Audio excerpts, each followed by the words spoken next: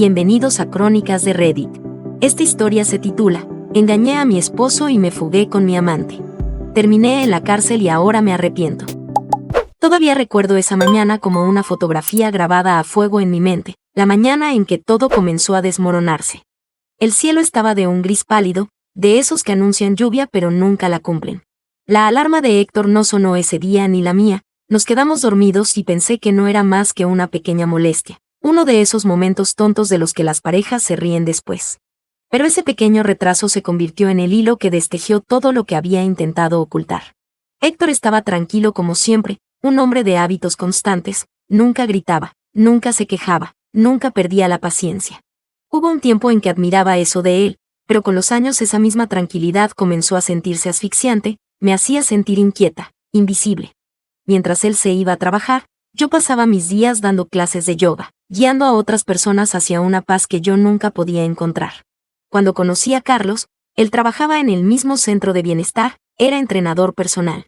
Tenía una sonrisa fácil y una forma de hacer que cada mujer se sintiera vista, se reía de mis chistes, tocaba mi brazo por demasiado tiempo, y por primera vez en años me sentí viva. Nunca quise que las cosas llegaran tan lejos. Pero esa mañana, mientras Héctor se apresuraba en su rutina habitual, algo se retorció dentro de mí.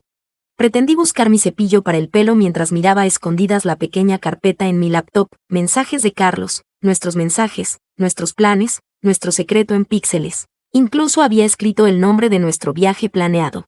Héctor no tenía idea de que mientras él se preparaba para un viaje de negocios importante, que podría darle un ascenso, yo me preparaba para un escape de 2 semanas en Hawái. Solo Carlos y yo, sin culpa, sin expectativas, sin silencios fríos en la mesa de la cena, solo libertad, al menos eso era lo que yo quería creer. Ese día, mientras salía apresuradamente por la puerta, olvidé cerrar mi laptop. Todavía recuerdo haber mirado hacia atrás por medio segundo, ese tenue momento de vacilación que ignoré. Me dije a mí misma que Héctor nunca husmeaba, que confiaba en mí completamente, y esa confianza ciega me hizo sentir como un monstruo. Cuando regresé a casa esa noche todo parecía normal. Héctor me recibió con la misma calidez, la misma sonrisa que años antes hacía que mi corazón se acelerara, solo que esta vez algo en sus ojos se sentía diferente, más tranquilo, más agudo, debí haberme dado cuenta. Durante las siguientes semanas la vida continuó como si nada hubiera cambiado. Cenábamos juntos, veíamos nuestras series, nos reíamos, incluso nos dábamos un beso de buenas noches, pero bajo esa superficie algo se estaba cociendo. La presencia de Héctor se sentía más pesada, su silencio más frío, y aún así no paré. Cada noche cuando él se dormía a mi lado, yo me quedaba despierta enviando mensajes a Carlos, susurrando planes en la oscuridad como si fueran confesiones de un secreto que aún no había cometido. Él me prometía todo, calidez, aventura, amor sin límites. Me decía que Héctor estaría bien, que él tenía su carrera y su ambición, y que yo debía mirar por mi corazón. Cuando finalmente llegó el día, todo se sintió como un sueño. Héctor se iba de viaje de negocios esa mañana, y yo tenía que volar al día siguiente. Mi maleta estaba perfectamente empacada en el armario, vestidos de verano, trajes de baño y un boleto hacia mi nuevo comienzo. Héctor entró en la habitación llevando ese traje azul marino familiar, su corbata ligeramente torcida, extendí la mano para arreglarla como siempre hacía, pero su mano detuvo la mía a medio camino. Ya lo haré yo, dijo suavemente, sonriendo. Era el tipo de sonrisa que te eriza la piel, demasiado gentil, demasiado sabia. Besó mi frente antes de irse y por un momento sentí un dolor en el pecho, un susurro que me decía que no fuera, que confesara todo, que quemara las mentiras antes de que me quemaran a mí, pero no escuché. Esa tarde, mientras cerraba la cremallera de mi maleta, recibí una llamada de Carlos. Mañana por la mañana, puerta 14, Terminal B, dijo, con la voz cargada de emoción. Estaremos en el paraíso antes del mediodía. Sonreí, forzándome a alejar la culpa que me arañaba por dentro. Me dije que esta era mi segunda oportunidad para ser feliz, que Héctor y yo simplemente nos habíamos distanciado y que yo merecía sentirme viva otra vez. La noche antes del vuelo, Héctor regresó a casa temprano, lucía exhausto, incluso derrotado. ¿Qué pasa?, pregunté, con el corazón palpitando. Suspiró. Los clientes cancelaron, se acabó el viaje. Estamos perdiendo un trato enorme. Por un segundo breve y horrorizante me quedé congelada. Si él no se iba mi plan se vendría abajo, Carlos estaría esperando solo en el aeropuerto, El pánico corrió por mí, pero intenté enmascararlo con simpatía. «Ay, no, Héctor. Lo siento mucho», murmuré, colocando una mano en su hombro. Él me miró por un largo momento, demasiado largo, y entonces sonrió de nuevo. «Es una broma, cariño. El viaje sigue en pie». Me invadió un alivio tan intenso que casi lloro. Besó mi mejilla y preguntó: «Vas a extrañarme, ¿verdad? ¿Tienes algún plan mientras no esté?» Reí nerviosamente. «Nada importante, solo reunirme con algunos clientes de yoga». Él sonrió, asintió y se fue. No noté la forma en que sus ojos se detuvieron en mi maleta. A la mañana siguiente lo dejé en el aeropuerto. Antes de irse se inclinó para un beso largo y profundo, como si significara algo más, y por un segundo casi lo dije, casi le conté todo, pero la culpa murió bajo el peso de mi propio egoísmo. Mientras él desaparecía entre la multitud, susurré: «Adiós, Héctor». Cuando regresé a casa me quedé parada en nuestra casa silenciosa, mirando la vida que estaba a punto de abandonar. Cada marco de fotos, cada recuerdo me gritaba que me detuviera, pero le di la espalda. Mi teléfono vibró, era un mensaje de Carlos: «No puedo esperar a verte mañana, bebé», y así la última pieza de mi conciencia enmudeció. Esa noche soñé con olas y luz solar, y me desperté empapada en culpa, pero en la mañana la culpa fue reemplazada por la adrenalina. Agarré mi maleta, cerré la puerta con llave y me dije que caminaba hacia la felicidad. Poco sabía yo que caminaba directo hacia la trampa que mis propias manos habían construido. Cuando llegué al aeropuerto, al día siguiente, todo se veía más brillante que nunca. Carlos ya estaba allí, sonriendo, haciéndome señas, me besó en público, fue audaz y descuidado, y por primera vez en meses no me importó quién nos viera. «¿Lista para el paraíso?», preguntó. Yo sonreí como nunca. Entregamos nuestros boletos, pasamos por el mostrador de facturación y esperamos cerca de la puerta de embarque. Recuerdo reírme por algo tonto que dijo cuando el primer agente se nos acercó. «Disculpen, señor y señora, ¿podrían acompañarnos para una inspección rápida?». Mi estómago se hundió. «¿Hay algún problema?», preguntó Carlos. «Solo es rutina, señor. Por favor, síganos». Lo seguí con el pulso acelerado y las manos temblorosas. Tomaron nuestro equipaje, abrieron las cremalleras de las maletas, y entonces todo se volvió en cámara lenta. La expresión de la gente se endureció, y otro alcanzó su radio. «Señora, necesita quedarse justo aquí». Recuerdo las palabras resonando como una pesadilla. «¿Qué está pasando?», balbuceé. Entonces lo vi, pequeños paquetes enrollados con cuidado, brillando bajo las duras luces del aeropuerto, eran sustancias ilegales. Carlos se puso pálido, mi cuerpo se entumeció, la gente miraba, las cámaras destellaban, mi mundo se desmoronaba frente a extraños. Miré a mi alrededor desesperada, aterrada, buscando ayuda, pero no había ninguna. Y mientras me leían mis derechos me di cuenta de que esto no era simple mala suerte, esto era un castigo, el karma finalmente me había encontrado. Las luces intermitentes, las voces, el metal frío de las esposas mordiendo mis muñecas, esas son las cosas que todavía escucho en mis pesadillas. Todo lo que sucedió después se difuminó como una película cruel que no podía pausar. Recuerdo gritar no lo suficientemente fuerte para ser escuchada sobre el caos. «Tiene que haber un error. Ni siquiera sé lo que es eso», dije. Pero nadie me creyó. Los agentes hablaban en tonos cortantes, profesionales pero distantes, como si yo fuera solo otra persona atrapada en la puerta. Carlos estaba congelado a mi lado, su rostro blanco como un espectro. Busqué en sus ojos una pizca de tranquilidad, pero todo lo que vi fue pánico y culpa. «Carlos, di algo», susurré, desesperada. No lo hizo, ni siquiera me miró. Cuando nos llevaron su silencio lo dijo todo, lo que tuviéramos ya no era amor, era supervivencia. En la oficina de seguridad del aeropuerto el mundo se volvió más pequeño, las luces fluorescentes zumbaban sobre nosotros, y mi reflejo en el escritorio metálico parecía el de una extraña. Mi maquillaje estaba corrido, mi cabello desordenado, las lágrimas surcaban mis mejillas. Abrieron mi maleta de nuevo pieza por pieza, mis vestidos, mis artículos de aseo, mis sandalias, todas cosas inocentes que de repente se sentían como evidencia. Y entonces otra vez esos pequeños paquetes blancos colocados con cuidado, escondidos demasiado perfectamente para ser algo accidental. «¿Sabe lo que son estos, señora Lago?», preguntó uno de los agentes. Negué violentamente con la cabeza. «No. Juro que nunca los había visto antes». Él intercambió una mirada con su compañero, la clase de mirada que dice: «Ya hemos oído esto antes». Mi pecho se oprimió, Mi pulso latía tan rápido que pensé que me desmayaría. Las horas pasaron entre preguntas y acusaciones que no podía responder. ¿Quién le dio las maletas?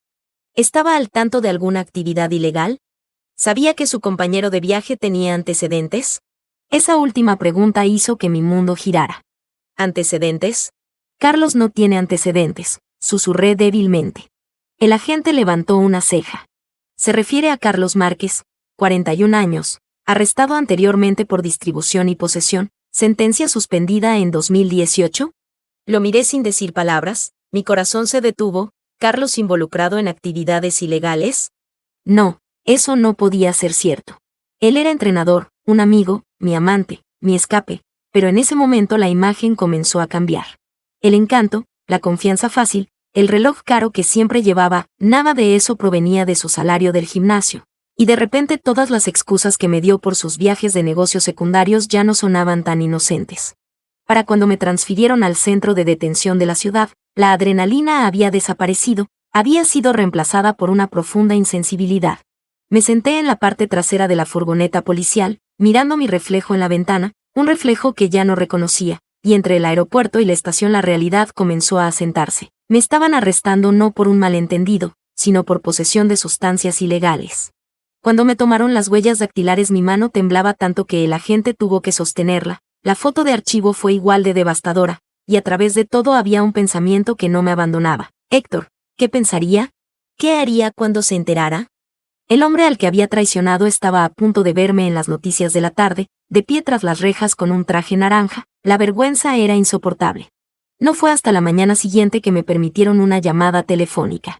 Mis dedos temblaban mientras marcaba el número de Héctor rogando que contestara. No lo hizo, así que dejé un mensaje incoherente llorando. Héctor, por favor, te necesito. Algo terrible ha pasado. Yo no hice esto, te lo juro. Por favor, solo devuélveme la llamada. Por favor. Llamé una y otra vez, seguía sin respuesta. Más tarde me llevaron a otra ronda de interrogatorios. El agente de la DEA se presentó como el agente de la fuente. Un hombre alto con mirada calmada pero penetrante. Puso una carpeta frente a mí, y dentro había fotos de los paquetes confiscados, mi pase de abordar, la foto de archivo de Carlos y mi rostro. Señora Lago, comenzó, ha sido acusada de posesión y transporte de sustancias controladas. Ahora sabemos que su acompañante, el señor Márquez, está involucrado en la distribución de narcóticos. Necesitamos saber si usted estaba al tanto de sus actividades. Se me secó la boca. No lo estaba, susurré. Se lo juro por Dios, no lo estaba. Él ladeó la cabeza. Usted tuvo varios mensajes sobre su viaje. Correos sobre suministros para la relajación y arreglos de viaje. ¿Quiere explicarlos? Mi estómago se retorció. Esos correos no eran sobre sustancias ilegales, eran sobre nuestra aventura, pero no podía decirlo, no podía confesar ser una adúltera encima de todo lo demás. No lo recuerdo, dije débilmente. Se inclinó hacia mí con los ojos entrecerrados. Señora Lago, parece una mujer inteligente, pero en este momento se enfrenta a un tiempo serio de prisión. A menos que comience a cooperar, caerá con él. Las lágrimas llenaron mis ojos. No puedo. No sé nada. Él suspiró cerrando la carpeta. Entonces le sugiero que se ponga cómoda. Tendrá mucho tiempo para pensar. Esa noche en la celda de retención fue la más larga de mi vida. El suelo de concreto estaba frío, la manta olía a lejía. Una mujer en la celda contigua tarareaba una canción. Me acosté mirando al techo, repasando cada decisión que me había traído hasta allí, cada mentira, cada elección, cada mensaje de texto, y en algún lugar dentro de mí, una voz que había ignorado durante meses finalmente susurró la verdad. Todo esto es tu culpa. A la mañana siguiente me dijeron que tendría una visita. Por un momento esperé que fuera Héctor, no lo era, era mi padre. Se veía mayor de lo que recordaba, su rostro marcado más por la decepción que por la edad. Evelyn, dijo suavemente, sentándose frente a mí a través del cristal. ¿Qué has hecho, cariño? Las lágrimas vinieron al instante. Papá, por favor, yo no hice esto. Te juro que no. Él bajó la vista negando con la cabeza. La DEA dice que encontraron sustancias en tu equipaje. Viajabas con ese hombre, Carlos. ¿En qué estabas pensando? Apreté mis palmas contra el vidrio. No se suponía que fuera así. Solo necesitaba, no lo sé. Creí que lo amaba. Él cerró los ojos afligido. ¿Y Héctor? Esa sola palabra me quebró, bajé la cabeza sollozando. Por favor, papá, dile que lo siento. Intenté llamarlo. Mi padre dijo en voz baja. Él ya habló con la DEA. Evelyn, está enojado, herido. No está seguro de poder perdonarte. Se me cortó la respiración. ¿Él les habló? Sí, están registrando la casa ahora. Él les dio permiso. Sentí que el aire me abandonaba, Héctor ya se había alejado de mí. Los días se difuminaron en semanas, el caso se fortalecía en mi contra. Aunque me declaré inocente, Carlos se negaba a hablar conmigo. Su abogado continuaba echándome la culpa a mí, diciendo que yo había organizado el viaje. Me senté en cada audiencia como un fantasma apenas capaz de respirar.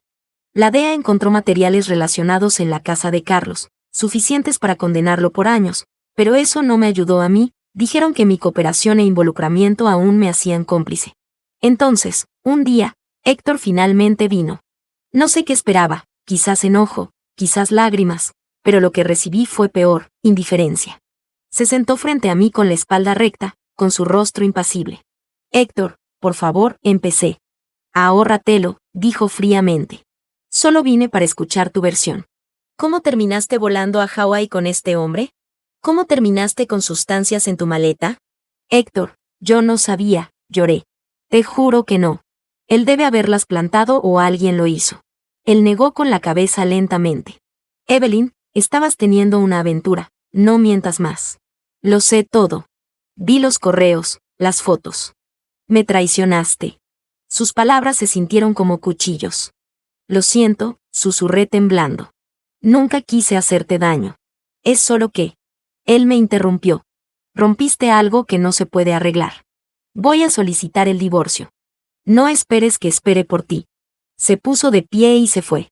Esa noche me transfirieron a la cárcel del condado para esperar el juicio. El chirrido de la puerta de la celda cerrándose resonó más fuerte que cualquier otra cosa. La celda era pequeña, litera de metal, colchón delgado, una sola bombilla parpadeante. Mientras yacía allí susurré en la oscuridad, me merezco esto. Por primera vez en mi vida lo creí, cada mentira, cada momento de egoísmo, cada mensaje secreto, todo me había traído hasta allí. Quizás las sustancias no eran mías, pero el castigo sí, el karma siempre encuentra el camino a casa. El tiempo perdió su significado en prisión, los días se mezclaban con las noches y las noches con el mismo silencio gris y pesado. La primera semana se sintió como ahogarme, jadeando por la vida que había perdido, por la libertad que había tirado. La segunda semana dejé de contar, y pasaron meses antes de que aprendiera a existir dentro de esos muros. Dejas de esperar que la puerta se abra, dejas de esperar el perdón, simplemente existes. La comida sabía a metal, el aire olía a lejía y desesperación, las mujeres a mi alrededor, ladronas, adictas, madres, cada una cargaba con su propia historia, su propio castigo. Las escuchaba a veces ofreciendo consejos, a veces fingiendo ser una de ellas, pero en el fondo sabía que no pertenecía allí, no porque fuera mejor, sino porque era peor. Compartí celda con Ruth, una abuela con ojos suaves y una vida de dolor detrás de ellos. Estaba allí por fraude, 15 años. Una noche cuando no podía dormir me preguntó: ¿qué hiciste, cariño? Vacilé. Le fui infiel a mi marido. El resto es complicado. Ella rió con tristeza. ¿No lo es siempre? Por un momento casi me río, entonces vinieron las lágrimas. Arruiné su vida, susurré. Y la mía, y ni siquiera sé por qué. Ella me miró y me dijo con voz baja: pasarás años tratando de responder eso, cariño. Pero la única verdad que encontrarás es esta: nunca sabemos el valor de la paz hasta que la perdemos. Sus palabras se quedaron conmigo. Pasé los siguientes 5 años persiguiendo la redención de las únicas maneras que podía, enseñando yoga a las reclusas, haciendo voluntariado en la biblioteca, aconsejando a las recién llegadas que lloraban sus primeras noches como yo lo hice. A veces me veía en el espejo agrietado y me preguntaba si Héctor todavía me reconocería. Mi cabello se había encanecido temprano, mi rostro surcado por el agotamiento, mi espíritu, antes tan lleno de vida, se sentía apagado pero más claro, tenía mucho tiempo para pensar en él, en nosotros. Hubo un tiempo en que pensé que Héctor era aburrido, demasiado callado, predecible. Pensé que la emoción de Carlos me hacía sentir viva, pero la emoción se desvanece, la estabilidad perdura, y yo había cambiado al único hombre que me amó incondicionalmente por una fantasía a la que ni siquiera le importaba si sobrevivía. A menudo soñaba con el rostro de Héctor, con el día que salió de aquella sala de visitas. Su mirada calmada, impasible, se convirtió en mi castigo, más que los barrotes de la celda. El día de mi liberación llegó como un susurro en el que no confiaba, la voz de la directora resonó. Lago, prepara tus cosas. 5 años se habían ido. Cuando la puerta se abrió, la luz exterior me cegó. Agarré una pequeña caja con mis pertenencias, una Biblia, una foto de mis padres y una carta desgastada que Héctor había enviado a través de mi abogado años atrás. No era una carta de amor, ni siquiera amable, solo una línea en su ordenada letra. Evelyn, espero que encuentres paz, porque yo ya la he encontrado. Eso fue lo último que supe de él. No fui a casa después de mi liberación, no quedaba ninguna. La casa había sido vendida años atrás. Mis padres se habían mudado a Florida demasiado viejos y cansados para soportar los chismes que seguían a nuestro nombre. Durante meses viví tranquilamente en un pequeño apartamento encima de una lavandería, trabajando a medio tiempo en un estudio de yoga. Sonreía cuando debía, pero la mayoría de los días me sentía como un fantasma en mi vieja piel. Entonces, una tarde vi su nombre de nuevo, en un artículo de negocios en línea, Héctor Guzmán, vicepresidente del grupo de marketing Herrera, oficina de Nueva York. Allí estaba, ya mayor, más afilado, confiado, los mismos ojos calmados y el mismo hombre que yo había destruido. Mi corazón sintió un dolor indescriptible, orgullo, dolor, arrepentimiento, quizás los tres. Durante semanas debatí si contactarlo, él tenía todo el derecho a odiarme, pero había palabras que había cargado durante años y que ya no podía guardar. Una fría mañana de enero tomé el tren a Nueva York. Su oficina era alta y vidriada, reflejando la ciudad como un espejo. Me quedé en el vestíbulo 5 minutos antes de que la recepcionista preguntara. Señora, ¿tiene cita? Tragué saliva. No, pero por favor dile que es Evelyn. Evelyn Guzmán. Ella pareció insegura pero hizo la llamada, momentos después asintió. Lo recibirá. Mis rodillas casi cedieron. Cuando las puertas del ascensor se abrieron en el último piso salí a un mundo que ya no me pertenecía. Todo olía a caro, organizado, distante, y entonces lo vi, Héctor, perfecto, traje gris, postura firme, un poco mayor pero más vivo que nunca, el tiempo lo había tratado bien, quizás porque su conciencia estaba limpia. Por un largo momento ninguno de nosotros habló, finalmente susurré. ¿Te ves bien? Él asintió una vez. ¿Qué quieres, Evelyn?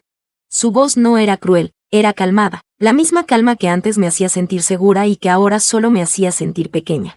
No vine a poner excusas, dije en voz baja. Solo necesitaba que lo supieras. Yo no sabía lo de las sustancias. Te lo juro, Héctor, no lo sabía. Él me estudió por un largo momento, luego se recostó en su silla. Quizás no, dijo. Pero sí sabías de la aventura. Sabías de las mentiras, y eso es suficiente. Las lágrimas ardieron en mis ojos. Lo siento. Perdí todo por ese error. Lo pagué cada día. Él exhaló lentamente. Y supongo que eso es el karma, ¿no? Siempre dijiste que querías emoción. Evelyn, espero que hayas encontrado lo suficiente. Mordí mi labio conteniendo el sollozo que subía por mi garganta. No vine aquí a pedir perdón. Es solo que todavía te amo. Su rostro se suavizó por un breve segundo, solo un destello antes de que la máscara regresara. Amor, repitió. ¿Tú le llamas amor a lo que hiciste? Antes de que pudiera responder el teléfono de su escritorio sonó, apretó un botón manteniendo sus ojos en mí. Sí, Mary. La voz de una mujer salió del altavoz. Señor, Leonor acaba de llamar, confirmando las 4 entradas para la gala de esta noche. Sus padres los acompañarán. Él sonrió levemente. Bien. Dile que yo me encargaré de todo. El nombre me golpeó como un puñetazo. Leonor, él tenía a alguien más ahora, alguien real, a alguien mejor, mi voz se quebró. ¿Encontraste a alguien? Él no lo negó. Han pasado años, Evelyn. No esperabas que esperara para siempre, ¿verdad? Bajé la vista, mis lágrimas caían libremente. No, tú mereces felicidad. Él se puso de pie señalando que la conversación había terminado. Evelyn, y tú mereces paz. Espero que la encuentres algún día. Asentí lentamente. Quizás lo haga, pero no significará nada sin el perdón. Él vaciló solo por un momento, luego dijo suavemente. El perdón no es algo que pides. Es algo que te ganas. Adiós, Evelyn. La seguridad entró en silencio mientras él se daba la vuelta. Quise gritar, decirle lo mucho que lo sentía, cuanto todavía lo extrañaba, pero las palabras murieron en mi garganta. Mientras estaba en el ascensor capté un último vistazo de él. A través de las puertas que se cerraban, estaba de pie junto a la ventana, mirando al horizonte urbano como si yo ya estuviera olvidada. Afuera la ciudad era ruidosa y vibrante, los autos tocaban bocina, la gente se reía, el mundo seguía moviéndose, pero dentro de mí el tiempo se había detenido. Caminé hasta que me dolieron los pies, hasta que el ruido se convirtió en un borrón, y finalmente me senté en una banca del parque, dejando que el viento invernal me pinchara la cara. Metí la mano en mi bolso y saqué lo único que me quedaba de Héctor, la carta que había escrito años atrás. Evelyn, espero que encuentres paz. Por primera vez sonreí, una sonrisa pequeña y temblorosa, porque quizás, solo quizás, finalmente entendía lo que quiso decir. Esa noche, mientras yacía en la pequeña habitación que alquilaba, susurré en la oscuridad. Héctor, espero que también seas feliz. La ciudad afuera zumbaba como un latido, y cerré los ojos con aceptación, no con paz. El karma me las cobró caro, pero la vida siguió. Y entonces supe una cosa. Algunos errores no te destruyen por completo, solo te obligan cada día a pagar el precio de la verdad. Dale clic a la siguiente historia y no olvides suscribirte.